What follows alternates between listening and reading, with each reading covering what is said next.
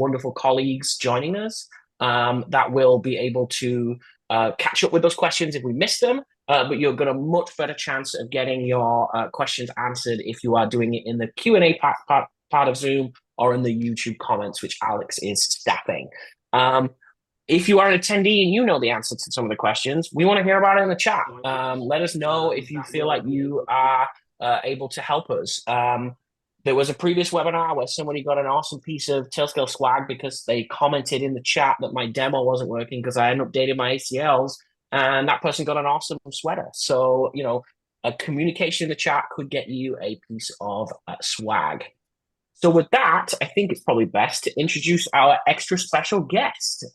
Today we have Avery Penneran joining us, the Tailscale CEO, who watched the last one and thought it was so much fun that he wanted to be a part of it. So Avery, I'd love you to just give a quick introduction of yourself before we start getting into some of the comments.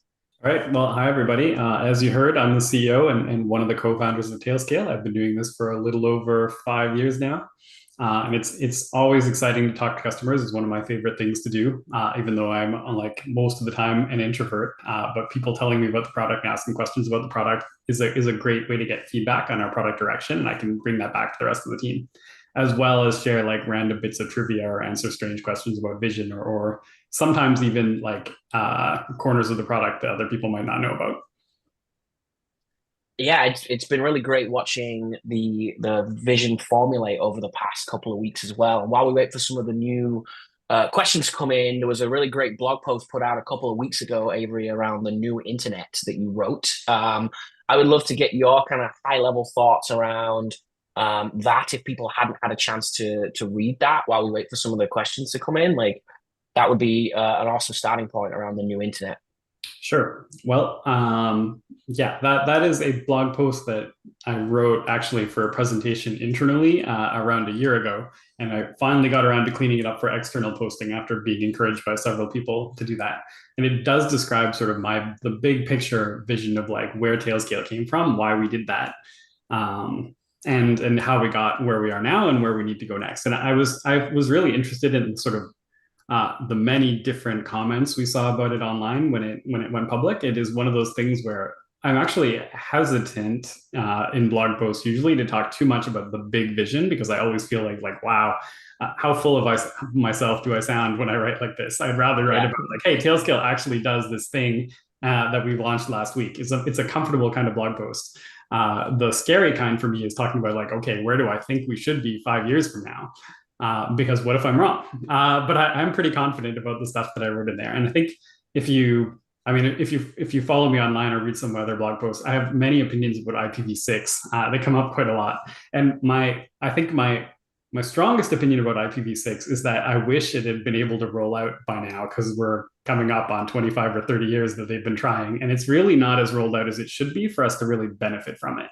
And Tailscale, although it's much younger, has a much better rollout and deployment story, and it allows you to benefit much sooner. And ironically, because IPv6 is part of every Tailscale network, you could argue that the best way to roll out IPv6 is by rolling out Tailscale. And then you get all the benefits of both things. And so it really does, for me, Tailscale fits at this like layer 3 of the networking stack where TCP/IP is. And we just make TCP/IP work like it was supposed to work 30 years ago. So if my ISP doesn't support IPv6, can I use Tailscale's IPv6 to kind of work around that? Yes, you can. Tailscale actually supports IPv6 in 2 different places they sound like they might be the same, but they're actually completely unrelated. So you can carry Tailscale packets over IPv4 or IPv6 through network firewalls and so on.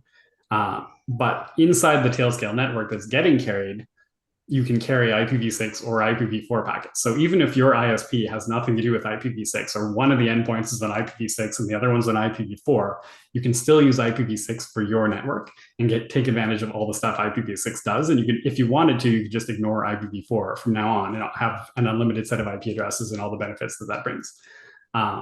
One thing that's also neat is if your IPv4 stops working at your ISP, there have been situations where Tailscale has actually been able to route traffic anyway over IPv6 through our DERP network so that clients were able to connect to like servers in the backend that were invisible to the public internet. And then they could debug their problem. pretty cool. Every time I roll out something on the podcast or on the internet, there's always a couple of people in the comments. Oh, why haven't you done IPv6? And I always give them a bunch of excuses, but sounds like I have a couple less now. So we have our first question come through from Deodat Lee, saying that SSH is probably Tailscale's most awesome feature, including the session recording. I'm wanting to approach it by saying that it should be rolled out on 100% of any virtual machines. And I want to anticipate any pushback or use cases where it's not appropriate. So if I didn't find any use case that needs SSH anywhere, perhaps you can tell me if there's any blind spots or anything like that, with the feature that I don't see. I'm going to jump in here, and then I'd love to hear Avery's thoughts. We generally see from the Tailscale side that the only concern people bring to us around using SSH within Tailscale is that they have this idea that potentially the Tailscale overhead on the machine might be something to consider. In practice, I think realistically we very rarely see any overhead there. So you may find, as you say, hey, I want to put Tailscale on every machine. And if there's a machine that is particularly, I don't know, CPU bound, for example, they might, adding to that machine and adding another process to that machine might be problematic. But in reality, we very rarely see that. And that's the only thing that really we get pushback back from on the SE side.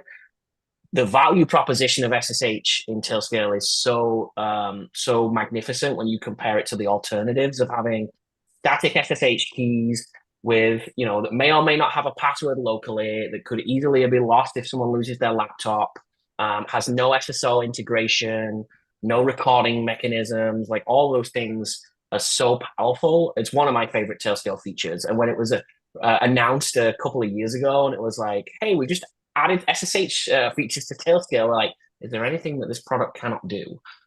So that's my perspective. Avery, I'd love to hear if you have any thoughts on that. Yeah, I think I would just add I think the way you phrase the question of like, I think we should roll a Tailscale on any VM, Tailscale SSH in any VM, I think is exactly where Tailscale SSH was intended to work. And there's no downsides, at least that I'm aware of. It uses the Go implementation of SSHD instead of OpenSSH. One nice thing about that is it's not written in C. And so there's a lot less potential for buffer overruns and stuff like that. So it's useful that way. Usually when I hear about reasons that Tailscale SSH is hard to roll out, it's because people don't want to put it on every VM. What they want to do instead is have like a jump box and then go through that jump box and jump out to other things. And you can do that. You can set up your jump box with incoming Tailscale SSH, but then you have to deal with how to get your SSH keys onto all the boxes you might want to SSH to from there. Right. And that's a limitation that we're thinking of trying to find some ways to automate that and make it work more smoothly, but that doesn't exist. So if you're planning to put Tailscale right on the VM directly, which is our recommended approach anyway, that is exactly what it's designed for. And I think it's basically better than any other alternative for that use case. Now, I don't want to assume too much about the audience here and knowing the specifics of how Tailscale SSH actually works. You mentioned it's a Go implementation of an SSHD.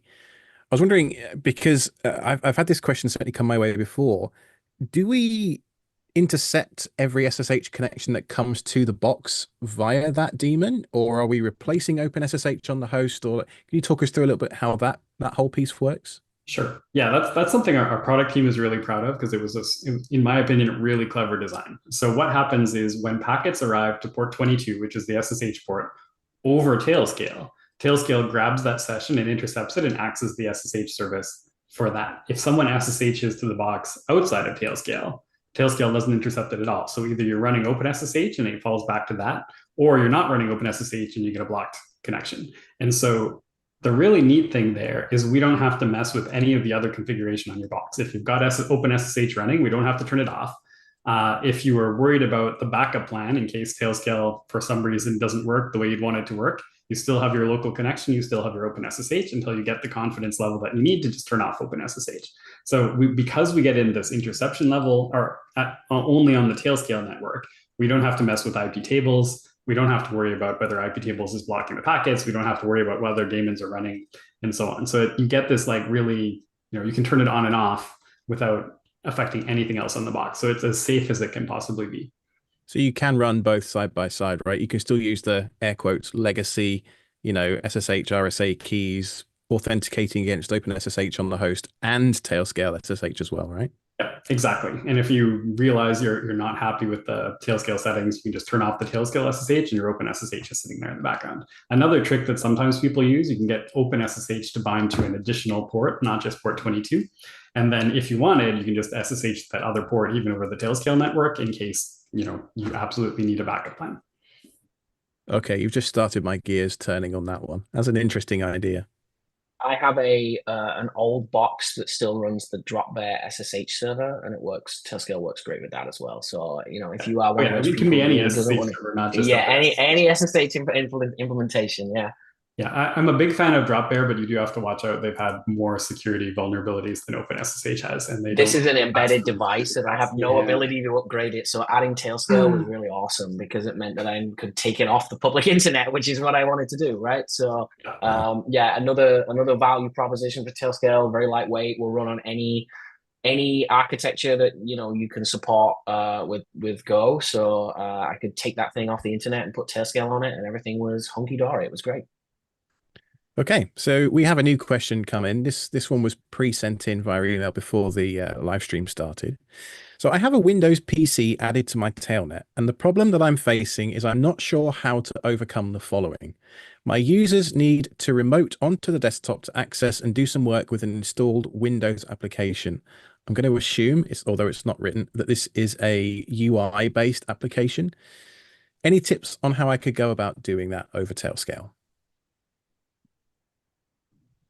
From a high level perspective, this seems like a fairly normal use case for us on the Tailscale side. So you install Tailscale on the Windows machine, you enable RDP connections to the machine. It's worth checking. Like, I know Windows has different licenses that will allow certain numbers of RDP connections. So that might be something that you might consider if you like using the home version of Windows. I don't know if it's actually available, but that's something worth looking at. Enable RDP on the Windows machine, and then connect to it in the RDP box with the Tailscale IP address. And everything should just work. And you can usually just log in with the credentials that exist on the Windows machine. So multiple people should be able to operate it at the same time. Again, I think it's a Windows licensing consideration, whether there can be multiple people logged in at once. But from a Tailscale perspective, the connectivity is there and available. So you should be able to remote RDP, remote desktop protocol to that machine without much consideration. If there's anything that we missed there that isn't super straightforward or isn't obvious from the documentation, we'd love to hear about it.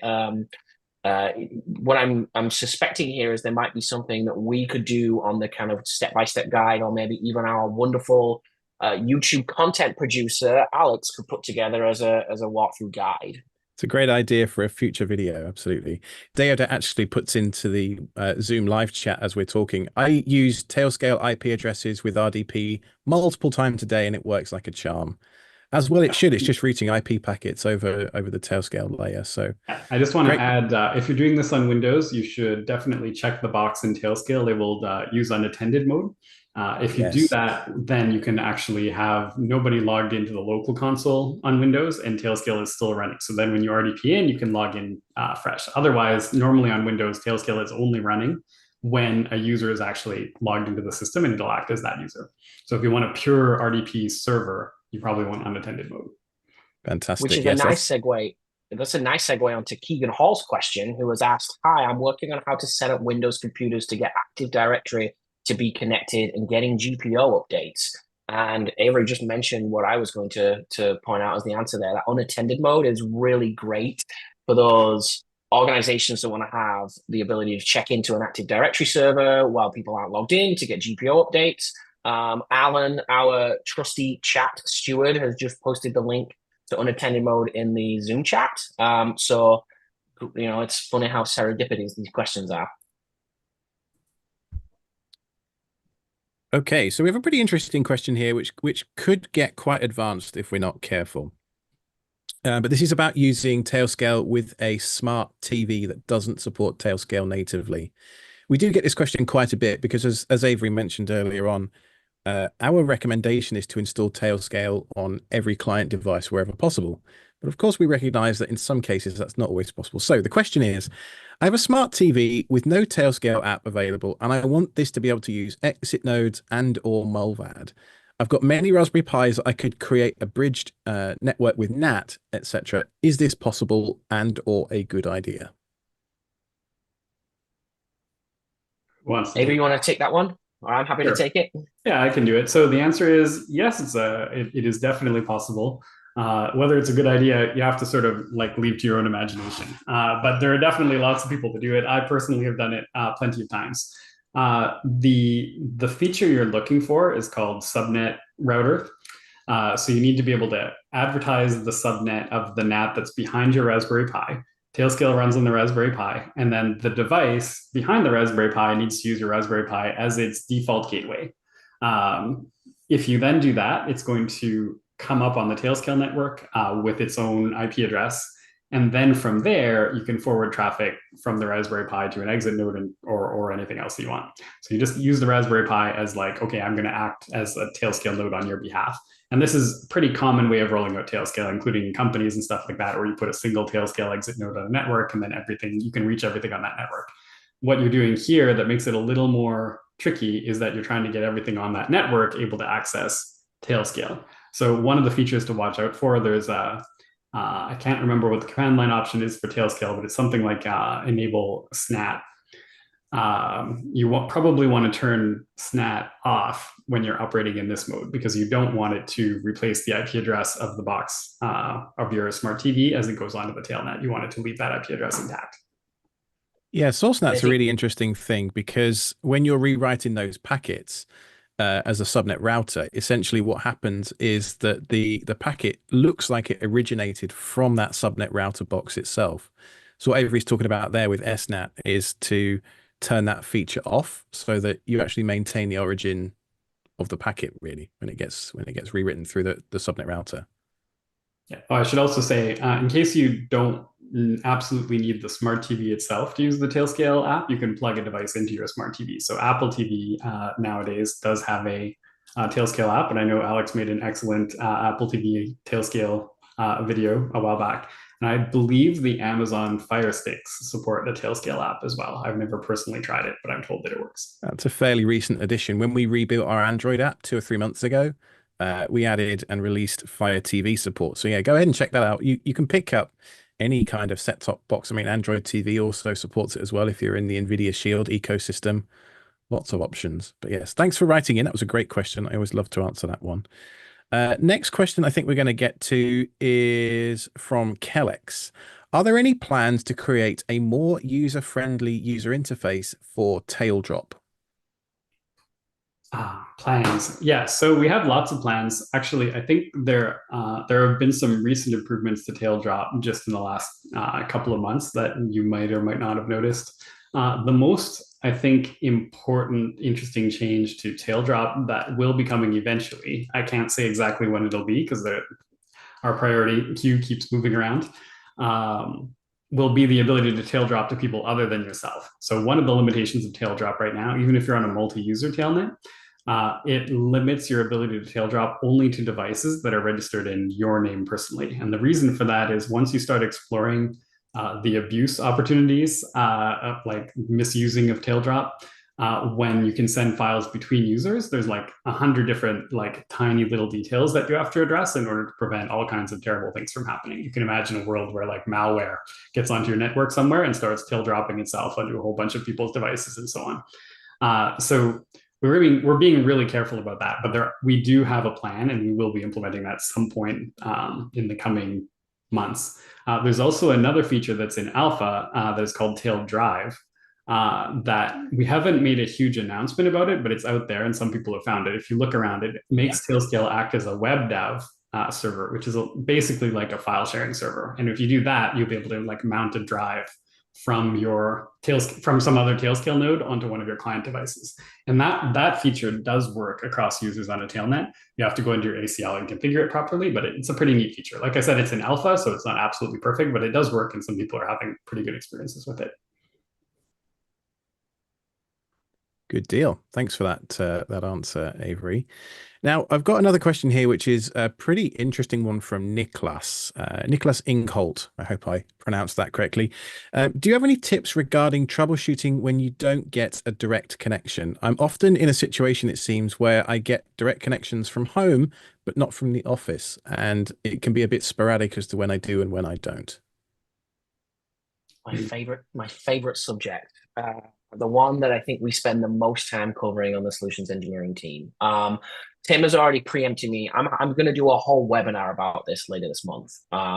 We have internally had like nomenclature around the different types of NAT that Tailscale traverses. So we have no NAT at all, i.e. you likely have a public IP address, easy NAT in which you have the ability to negotiate an outbound connection using something like UPnP or NAT PCP, and then hard NAT in which it usually has some sort of security mechanism in place that does port randomization or something along those lines.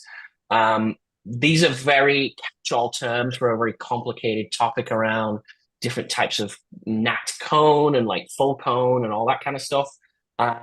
So what I'm going to do in the webinar later this month is talk about our internal nomenclature around these different NAT types and what the expectation is when you have these different NAT types, and broadly how to identify what those NAT types will result in and how you can tell within Tailscale if you have certain NAT types. That said, I do think it is the largest work item for us at Tailscale, both from the solutions engineering team, the support team, and the engineering team. And we are, definitely going to invest in this space as far as I'm aware, Avery. I'm going to defer to you in a minute around the product roadmap. But the TLDR is join the webinar at the end of the month, which I realize is not an answer that you're looking for. We do have a doc that I kind of contributed to around the different NAT types and how to identify them, which I'll share in the chat shortly. But I will try and cover as much of this as I can in the webinar. Avery, you have any additional thoughts on this? Yeah, I mean, that basically covers it, that it's, hand wavy. This is a really hard problem. I think statistics tell us that about more than 90% of pairs of endpoints do manage to get direct connections with Tailscale, which is a really pretty high fraction, is one of the best NAT traversal percentages of any tool out there, including WebRTC that you might use in your browser. But that's not 100%. And the most frustrating situations are ones that I think you mentioned in this question of like, well, sometimes I get a direct connection and sometimes I don't. Usually this is because the NAT on one side or the other is actually buggy and it is doing something wrong under certain circumstances, especially when there's more than one node behind the NAT. And so a lot of the work that goes into Tailscale, this is the so-called data plane, is working around that kind of buggy NAT. And we've got a whole bunch of workarounds for this kind of like weirdness. And it sounds like the particular combination you're using, we do not have a workaround for that, or we haven't found a workaround that works for that combination. So one thing you can do, as Lee sort of alluded to, is like try to get an easy NAT on both sides, and in particular, like a high quality NAT. Sometimes kind of, I guess, interestingly, the most expensive NATs on the like enterprise firewall side of things sometimes have the weirdest NAT behavior, but also the cheapest NATs on the like low end Wi-Fi router side of things typically can have some pretty buggy behavior. It's the mid-range ones that are the most reliable. So if you get like a decent router, but not a super fancy firewall that's trying to do 100 things, usually that's where you get the sort of the sweet spot of best results. And we're always trying to improve that. But that's the short version. The longer version is like, it takes some effort to debug this, and we've got documentation, but it's always going to be, it comes down to the endpoints. Yeah, I think I can add as well on the solutions engineering side, one of the things that we always try to encourage as well is there's two sides of the Tailscale device connection. There's the side that your infrastructure that you're trying to access, which you generally have a lot more control over. And then there's the client devices, which may be in someone's home or in a WeWork or in an airport. And ultimately, you have very limited control over those networks. So it's usually a good tactic to try and focus on the side of the network connection, i.e., your infrastructure that you're trying to access. Trying to get that into a place where it's no NAT will likely solve the problem for most clients. Obviously, there are situations where that's not possible when it's two clients connecting to networks that you don't have control over. But if you're running in AWS or you're running in Azure or you're running in Google Cloud or some other cloud provider or in your own data center where you have the ability to control the network, contact the SE team. We have advice that we can give you in reference architecture that can get you into direct connections in 100% of those situations because we can get you into no NAT. And I'm going to cover this in a lot more detail in the webinar on the 18th. So hopefully we'll see you there. Yeah, so we put a link to that in the Zoom chat. Also drop one into the YouTube chat shortly. September the 18th, as Lee just said, at 1 p.m. Eastern time, we'll be doing a webinar on NAT traversal. Also want to share, there's a fantastic blog post by one of our engineers, Dave Anderson, explaining the nuts and bolts of how NAT traversal works. And if you're at all interested in this topic, I would suggest that this is required reading for the topic. I certainly learned a few things about how firewalls have some trust that we can just gently abuse with the packets coming and going and opening things temporarily to establish those direct connections. It's pretty standard practice in the firewall world, but if it's new to you, you'll probably learn something when you read this post. So a quick time check. We're about halfway through the webinar today. So please keep dropping your questions into the Zoom chat and in YouTube as well, and we'll get to them as fast as we can. Lee? Yeah, I was just going to add on the NAT traversal blog post. Not only is it amazing technical content, I would probably put it in the top 5 blog posts in terms of content I've ever written in terms of the way it's written. It's just a very entertaining, very thorough, very well-written piece of work. It takes an extremely complicated topic and makes it very accessible to anyone who has a technical background. So if you want an example of how to write content that gets to the top of Hacker News, I think this is probably the best reference you're likely ever going to read. Unfortunately, we can't come up with those every day, huh? I know. If only we could just duplicate Dave, that would be such a nice situation for us. There's a really awesome question here that I'd like to kind of highlight because I think it's something I never thought of before, and I think it's a really awesome feature request. So I'm going to read it out, and I'm going to defer to Avery for an answer. Are there any plans to allow to privately connect to HTTP, and I'm assuming HTTPS services, via the Tailscale admin console, a bit similar to the SSH feature? I think this is a really awesome idea. Just a quick background for anyone who hasn't tried this. If you use Tailscale SSH and you add SSH to a device in Tailscale, a button shows up next to that device in the Tailscale admin console that allows you to connect over a web interface, and it provisions like an ephemeral tailnet device in the background to give you access to that. So Avery, what do you think about this as an option for a feature? I think it sounds really interesting. Yeah, it is certainly really interesting. So let's see. I think if I was having a conversation and someone asked me this, I would probably ask for more clarification around what you're trying to accomplish. So because we don't have an easy back and forth, I'll make some assumptions and maybe you can throw into the chat if I'm getting the assumptions wrong. So I think the reason you would want to do this is that you need to be able to access a web service from a device that is not running a Tailscale client. Because if you're running a Tailscale client, then presumably you would just go to the HTTP service directly from your web browser. The reason you want to do that is probably the same as you're trying to use SSH from the admin console. You have a problem you want to solve from a device that you aren't able to put Tailscale on or don't want to put Tailscale on.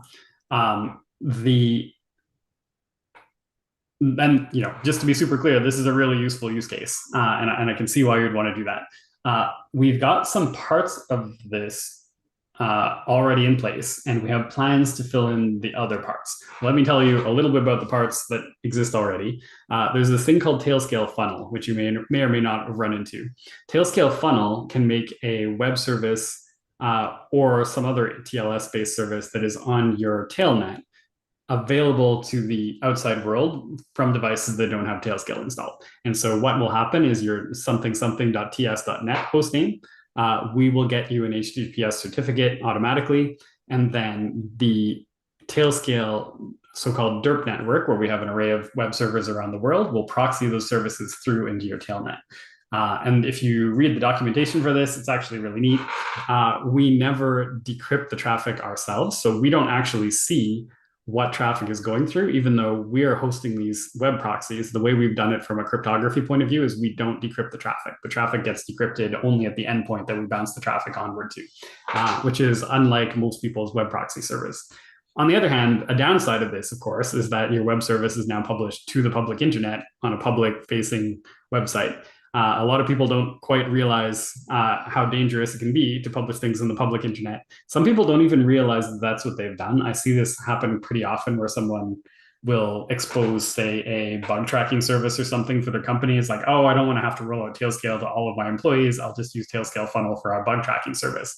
And then the next thing you know, they haven't updated their bug tracking service and it's got security holes in it, and somebody on the internet is doing a port scan and finds these security holes, and they get in through this Tailscale Funnel connection. It's not really a Tailscale thing. It's the same as exporting any kind of service in the public internet. So on top of that, I think what we're really asking is like, well, wouldn't it be neat if I could export this service, but it would be behind a Tailscale login? So the example here is like, what if I had to log into the admin console first? Then I know it's a real person who works at my company, but they didn't have to install Tailscale.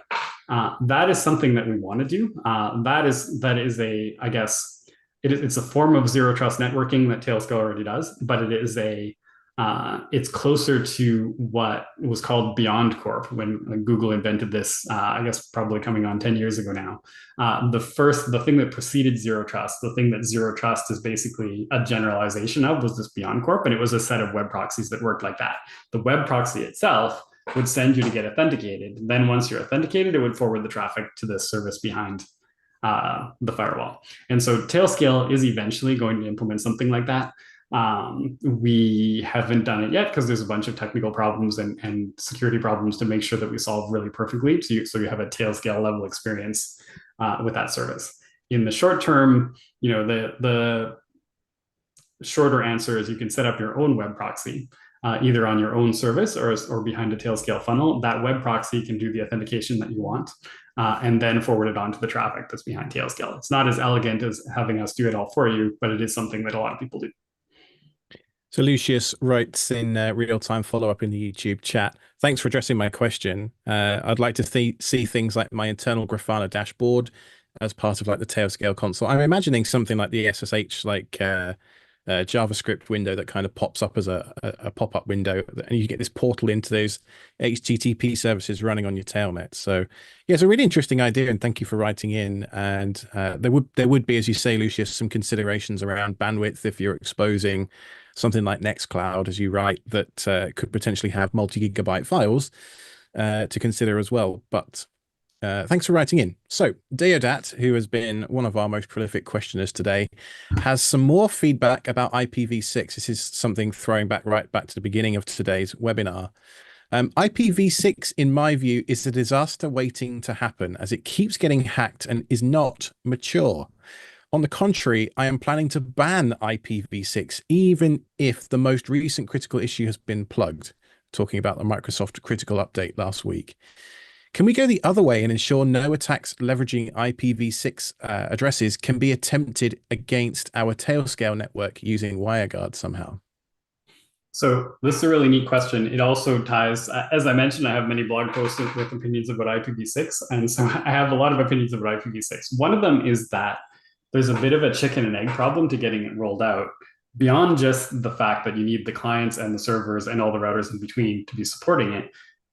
Also, it's never going to mature as a technology that's part of operating systems until people use it. So unless people use it more, it's not going to get mature. And people don't want to use it more unless it's more mature, because IPv4 is, if nothing else, is very mature. And so this is a legitimate concern. When you turn on IPv6 on the public-facing internet, historically, Windows in particular has had all kinds of interesting problems. It's also been a problem on Linux boxes. You turn on IPv6 and it turns out your default IP tables configuration only applied to IPv4. Some people never bothered setting up an IPv6 IP tables. And so IP tables was blocking everything IPv4 that it should have been, and IPv6 just passed directly on through, right? So there's all kinds of mistakes that you can make if you've got both of these things turned on at the same time. The nice thing about Tailscale, and this is where I would take it back to one of the things I started with. The nice thing about Tailscale is the Tailscale network is private, right? The Tailscale network is behind ACLs, and our ACLs don't distinguish between IPv4 and v6. So when you say I'm only going to allow connection from this group of users to this set of servers, for example, it can go over IPv4 and IPv6, but only on your Tailscale network. And if you don't trust IPv6, at least the only people attacking you will be on inside your network. And generally speaking, that is where most security really comes from. The difference between billions of potential attackers on the public facing internet trying to mess with your system versus the people on your network who have access to the server in the first place through an ACL, right? You probably don't need to worry about the people who are inside your network who have access via an ACL. I would recommend that you can, if you want, turn off IPv6 on your kernel. There's nothing will go wrong. The Tailscale internal network intentionally supports both IPv4 and v6 so that people who need IPv4 can have it, people who need IPv6 can have it, people who hate IPv4 can turn it off, people who hate IPv6 can turn it off. Don't turn them both off or nothing will happen. But you have a lot of flexibility inside your network, and that can be a very different policy than you apply to public-facing IPv6. If you want to turn off IPv6 on your public-facing networks, that's your own decision. But I would recommend not turning it off on the Tailscale interface. I think it's worth kind of making sure, as we understand in terms of the hacked IPv6, it's not the protocol that's the problem, it's the operating system's implementation of the protocol that we're seeing a lot of these problems, right? And like Windows, I think it was like last week, there was a huge, not huge, but there was a patch for IPv6 on Windows. And to your point, Avery, like Linux has some problems here. The more we use it, the better it gets. That's how open source works. So, you know, I wish everybody would use IPv6 because then those questions that we had earlier around direct connections would largely go away as well. So, you know, let's start the push for IPv6 rollout yet again for like the 15th time. Yeah, yeah, isn't it? Forget, like Windows has also had plenty of security holes in IPv4 historically. And so sometimes the big problem with having both is that it doubles your surface area. So now you're exposed to one set of bugs and the other set of bugs. And it would be really great if we could just retire one or the other and just put all of our eggs in one basket and therefore only have to debug one thing. But we're decades away from that. We're also a little far away in terms of security posture on a lot of things like IoT devices that assume there is some NAT there to protect them from the public internet. Right, we're a little way away from the world being ready for full IPv6 adoption, in my opinion, just from a security perspective. But anyway, that's a topic for a completely separate discussion. There is the famous Bill Gates quote that anything that says it's going to take 3 years will take 10 years, and anything that's going to take 10 years will take 3, which is why we were still waiting for IPv6 and self-driving cars. What's the next question, Alex? What do we think? Yeah, got a really interesting one from, and I'm going to butcher this, I'm afraid. Rainiel, I hope I got that right. It's about identity, and this is a really interesting one because we get this feedback quite a lot, or certainly see this question quite a lot come in. So thanks for sending it over.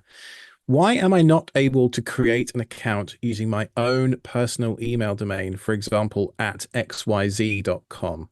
I need to either use Google, Apple, Microsoft, GitHub. Why? Do you want to take this one, or you rather I will start, and then I will defer to your expertise. The short answer is that Tailscale does not want to be an identity provider. We don't support, or we don't have any plans to have an identity provider that I understand embedded. And so we pass that responsibility off to the identity providers that are established in the industry. Microsoft and Google are very well established, but the underlying protocol that we're using here is OIDC. So anything that is an OIDC provider can be used with Tailscale. The easiest way to solve this problem is to either use your email address to create an account with one of those providers and then use that as the identity provider, or there are third-party OIDC providers that you can stand up. We also support passkey as well if you don't want to use an email address based authentication mechanism. Yeah, it's just to reduce the requirements that we have on the product side to have email and password based authentication. We're a security product, and we want to make sure that we're using secure implementations. Avery, did I get any of that wrong? Or? No, that is correct. I'll just add to that. Like, I think people underestimate how incredibly terrible and dangerous username and password authentication is. Mhm. It gets used all over the place, and we've since the day we started Tailscale, we've gotten feedback from people who's like, I don't trust these big name identity providers. I want to use a username and password, and I can relate to that. It makes a lot of sense because you're using Tailscale. You have to trust us at Tailscale. You don't want to also have to trust one of these big name identity providers because now I have to trust two companies to keep my network secure. And that is not great. So as Lee mentioned, we do have OIDC Connect now. So you can, if you run your own identity provider, you can post it on a website somewhere. You can prove that you own the domain, and you can be your own identity provider for Tailscale. Incidentally, if you don't want to trust Tailscale, we have a feature called Tailnet Lock that not everybody has run into, but if you search for it, that uses cryptography to let you sign your own devices on their way into the Tailscale network so that there's no way for us to create devices on your network without you providing a cryptographic signature first. And so, interestingly, you don't have to trust us or your identity provider as the final answer for whether a device is authenticated for people who are like really need to be extra paranoid or really need this extra level of compliance. But ultimately, like us providing username and password just means that we'd have to staff a whole team to do a better, or sorry, excuse me, a worse job at being an identity provider than one of these big name identity providers. And that's the business we wanted to stay out of. There's a third option that we consider every now and then, which is like email link authentication. I'm sure you've seen this before. You try to log into a service, and instead of asking for a username and password, they actually just send you a link via email that you're supposed to click on that authenticates the device. That is something that can be made to work. It's still not as elegant a flow as our current OIDC flow. And it has some potential security and phishing vulnerabilities. What you don't want is to like somebody tries to log into your network, you get an email like, oh, what's this? Click the link. And then next thing you know, it accidentally started authenticating somebody else's device to your network. So there's a bunch of things that can go wrong there. We'll probably eventually add something like that, but it really requires a lot of very, very, very careful engineering that we just do not want to release a version of that until it's absolutely perfect. So we've been putting it off as long as we can. But I think for most people who are really concerned about this, the OIDC option is actually pretty good. You can nowadays register your own OIDC provider entirely through an automated form setup, so you don't actually need to contact support. And Another, there's another open nice source. There's open source IDC providers that you can host on your own, like Keycloak and Dex. Although I think you'll probably find that the level of lift that is required there to host those things is probably not as easy as just signing up for a Microsoft account with your personal email address, which is what I personally did. And you can just leverage their identity backing from there. Sorry to interrupt you, Alex. I know we've done that a couple of times today. So it's all right.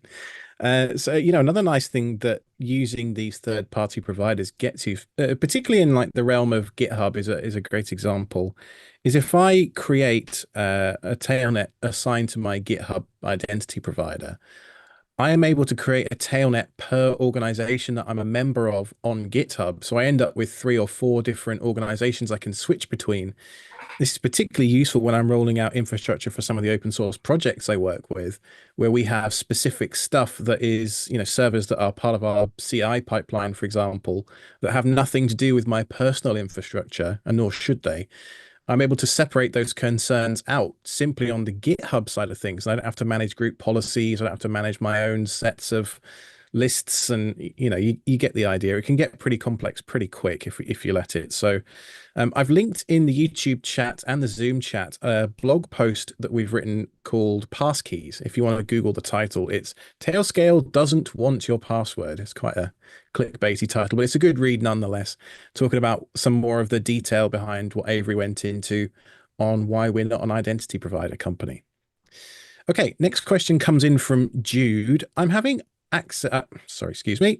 Next question comes in from Jude. I'm having issues with NAT on a Ubiquity network. Tailscale gets direct access from outside the network, but containers within the Ubiquity network don't seem to get direct connections outbound. They get relayed. Any ideas why? I have a thesis, and that's probably as close as we're going to get to an answer without more context.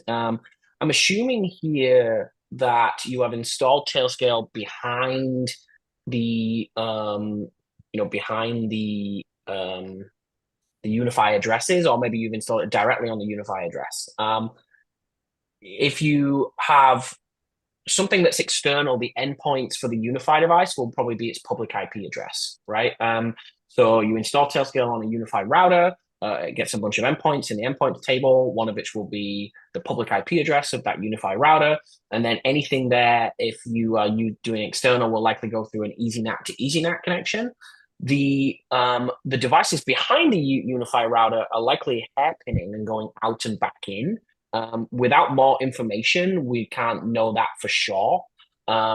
But I would imagine that there's probably a firewall on the Unify device that's when it's trying to connect to the local endpoint is getting restricted. And then when it's going out and back in, it's getting accepted. Alex, you're raising your hand. What's the best way for folks to get in touch with our support teams if they want to get some more details on this?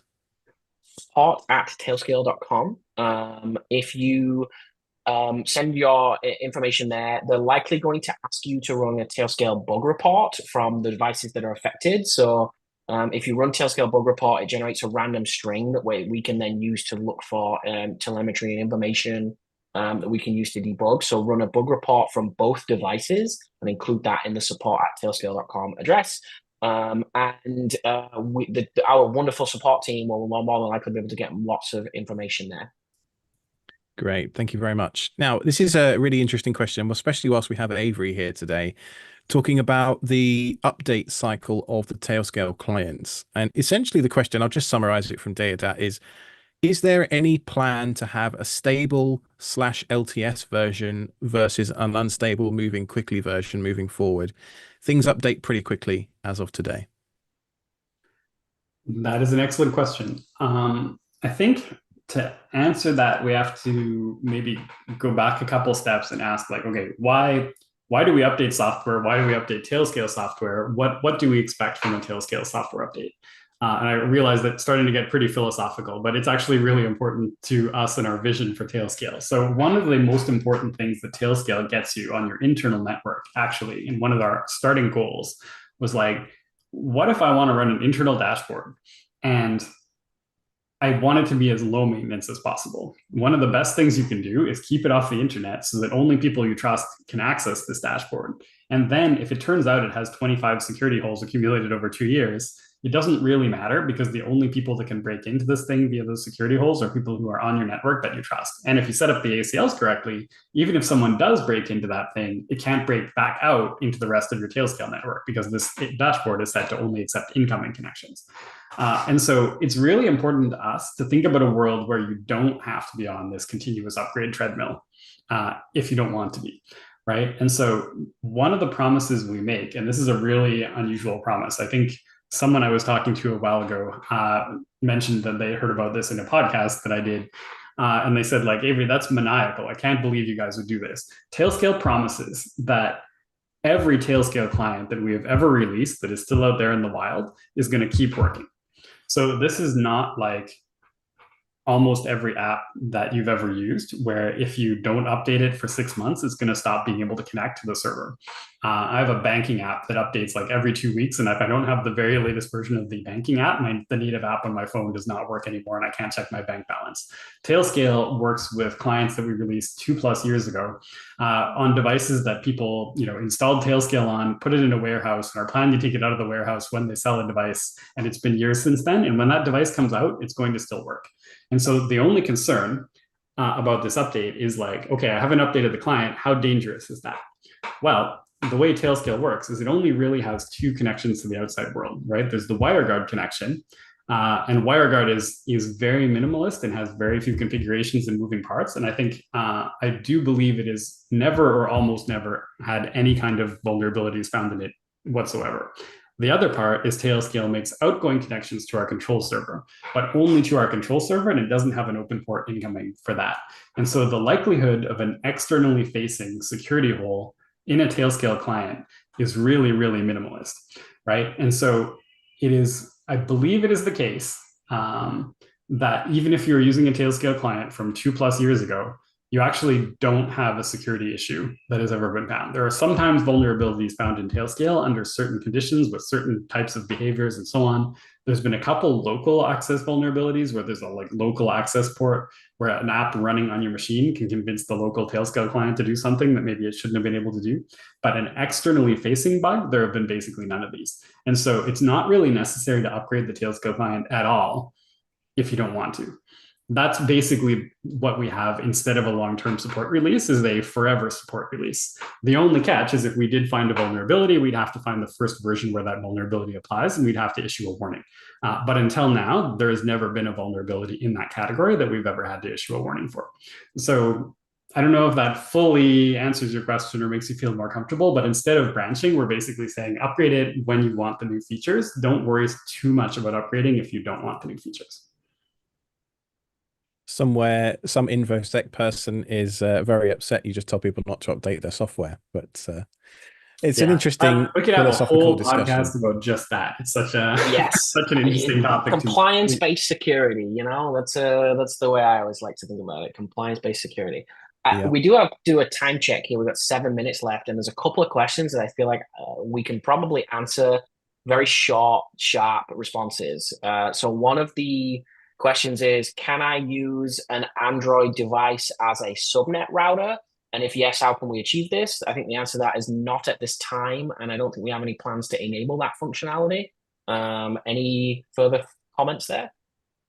Honestly, I can't 100% remember the status of that feature, but we do have a plan to eventually make it possible in the same way that we did on Apple TV. I'm not exactly sure whether someone's working on it right this minute or when it's going to come out. I think as always, the issue with Android is that there are 3,000 different flavors and different pieces of hardware, whereas with the Apple side of things, there's an Apple TV. Okay, there's a couple of variants, but that it becomes a much easier thing to develop against. So watch this space, and when we have an answer for you, don't worry, we'll write a blog post and make some videos about it. Excellent. The next one was, I'm traveling to China and I added my machine and Google VM as an Exanode to my Tailscale network. Will I be able to access Google and other websites? The short answer to this is yes. The long answer is your mileage may vary. It works for many people. We cannot guarantee that it will always work. So create a VM in Google Cloud, advertise exit node, select that within Tailscale. It will likely go through our dirt relay. So we'll have all of the caveats associated with that. And at any moment, the Great Firewall of China may restrict those access, but the last that we heard, it does work. So your mileage may vary. And there's variations of this question where like companies that are operating in China have a legitimate license from the Chinese government to access sites outside of China can use Tailscale for those purposes. But again, we can't guarantee exactly what the Great Firewall is going to do.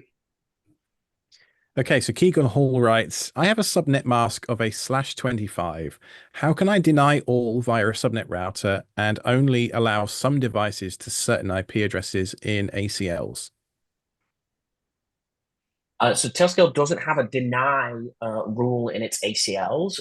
So the way to do this is to remove the default ACL. So in the ACL, we add a default ACL to every new tailnet so that you don't start Tailscale and think everything's broken. So that allows everything from everything. So you remove the deny all rule and the allow all rule, and that essentially creates a situation where everything is denied, and then you would whitelist those devices to the certain IP addresses. So that's the way to achieve that. Hopefully that answers your question, Keegan. Feel free to email us on se@tailscale.com if there's further input needed there. I think that's probably all the things that we can answer pretty quickly. We have about 4 minutes left. The final question that I think came in earlier from our awesome contributor, Deodat. Deodat, can you email me, lee@tailscale.com? And I'd like to send you some swag because I think you've been very engaged during this. One of our favorite topics regarding ACL, I use ChatGPT to summarize automatically in a table what I have enabled, which groups, which restrictions. Perhaps you could include as well. Privacy concerns may apply. I think this is asking if we plan to include any sort of LLM into the ACL mechanism with Tailscale. As our chief product officer and CEO at the moment, although we have exciting news there, Avery, what do you think about adding an LLM to the ACL table? Um, well, you have to be super careful with LLMs because they do not always get the right answer. They're suspiciously like humans, in which they often do very clever things and then sometimes will do it wrong. And that ultimately is not really what you want when setting your ACLs. I think we do acknowledge that the current ACL editing UIs, although really handy if you need to be able to program your ACLs, are limiting a little bit and sometimes a little hard to understand. So we have some great stuff coming from a UX point of view for the ACL panel. But if the question is like, can we summarize what's working, what's not working, what's allowed, what's not allowed in a more user-friendly way than the current text format? Yes, we are working on that. It's probably not going to directly involve LLMs, however. Yeah, now you've got me thinking maybe I should run Olama on my tailnet and have it automatically hook in. Never mind. We digress Oh man, significantly. you absolutely should. This is getting to be a really common usage of Tailscale is I want to I host. did a whole webinar on this. Yeah, it was Yeah. great. It was one of my favorite webinars. Just like, here's how you run your own private LLM in the cloud, assuming you're willing to spend, I don't know, $500 a month on a GPU in AWS. Well, you could just use the one in my basement, over Tailscale. How about If you're that? offering, Alex, yes, Why absolutely. not? Well, there you go. That's the Tailscale node sharing feature that somebody should probably link to. Yeah, Yeah, I know, right? exactly. Exactly. Okay, so I think we probably should round this out now. I know there's a couple of unanswered questions, but uh, in the attempt to make sure we have a little bit of a sign off here. Avery, thank you so much for taking time out of your incredibly busy schedule to join us on this, my favorite part of my job as Tailscale, answering community questions. It's been really wonderful. Hopefully we'll see you again soon. And I don't know if you have any final thoughts you want to close us with. I need to be inspiring on demand. I really No, appreciate yeah. everybody coming. It's great answering these questions. We love getting these sorts of questions. You can always send these sorts of questions to our support team, and they'll do their best to get you an answer, no matter how strange the question may be. And sometimes they will forward it to our product team or to me even to try to get the right answer. So please keep the questions coming. Always happy to. And the pillows. I removed the pillows on purpose because I find the bed looks like sort of the lines are cleaner when there's no pillows. So, like, believe it or not, there's some pillows on the floor in front of me that I put back after meetings. Asking the real Absolutely, I questions agree. there. So Alex and I will be, just a quick pitch. Alex and I will be at All Things Open next month. If you are attending that conference, please drop by and visit us. We'll have a booth there, and we'd love to see you drop by. It's the end of October, right, Alex? Yeah, pretty much the few days leading up to Halloween in Raleigh, North Carolina, an open source conference. Awesome. So if you have a chance to meet us in person, please do. We will see you all next month for the Ask an SE webinar, and we'll see you hopefully in a couple of weeks for my connectivity webinar. I think that's going to be pretty popular. So looking forward to seeing all of you folks there. But thank you very much for your time, everybody, and see you all soon. Bye.